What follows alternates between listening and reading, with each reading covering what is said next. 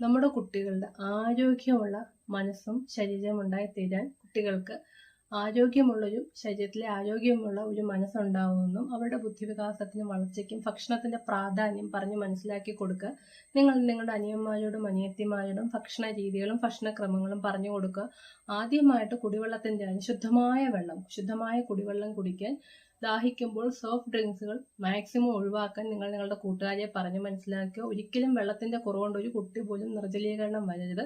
ശുദ്ധമായ വെള്ളം കുടിക്കാൻ, കൃത്യസമയത്ത് കുടിക്കാൻ കുട്ടികളെ പറഞ്ഞ് മനസ്സിലാക്കി കൊടുക്കുക. രണ്ടാമതായിട്ട് കൃത്യസമയത്ത് ഭക്ഷണം മതി. ആരോഗ്യമുള്ള ഭക്ഷണം അത് കൃത്യസമയത്ത് നമ്മുടെ കുട്ടികൾക്ക് നമ്മുടെ ശരീരത്തിന് വേണമെന്ന് ചിട്ടയായിട്ട് കഴിക്കാൻ അവർക്ക് പറഞ്ഞ് മനസ്സിലാക്കി കൊടുക്കുക. പ്രഭാത ഭക്ഷണം എന്ത് കാരണവശാലും ഒഴിവാക്കരുത്. നമ്മുടെ കുഞ്ഞുങ്ങൾ പഠിക്കാൻ പോകുമ്പോൾ അത് കുട്ടികളെ ശീലമാക്കുക.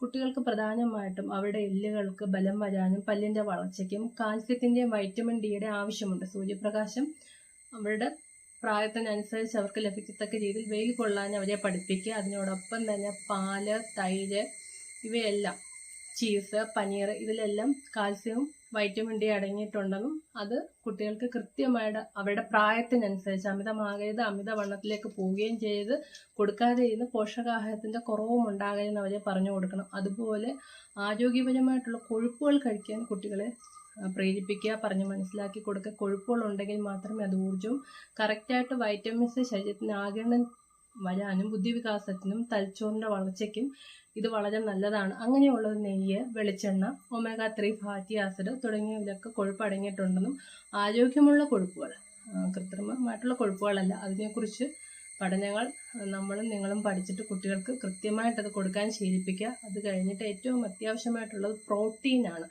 പ്രോട്ടീൻ നമ്മുടെ പേശികളുടെ വളർച്ചയ്ക്ക് വളരെ നല്ലതാണ്. അപ്പോൾ അത് കുട്ടികൾക്ക് പറഞ്ഞു കൊടുത്ത് മനസ്സിലാക്കുക. അതിന് ചിക്കന്, മുട്ടയെ ആഴ്ചയിൽ 2 ദിവസം ബിരിയാണി മുട്ട വെച്ചോ ഇറച്ചി വെച്ചോ ശീലമാക്കി കൊടുക്കുക.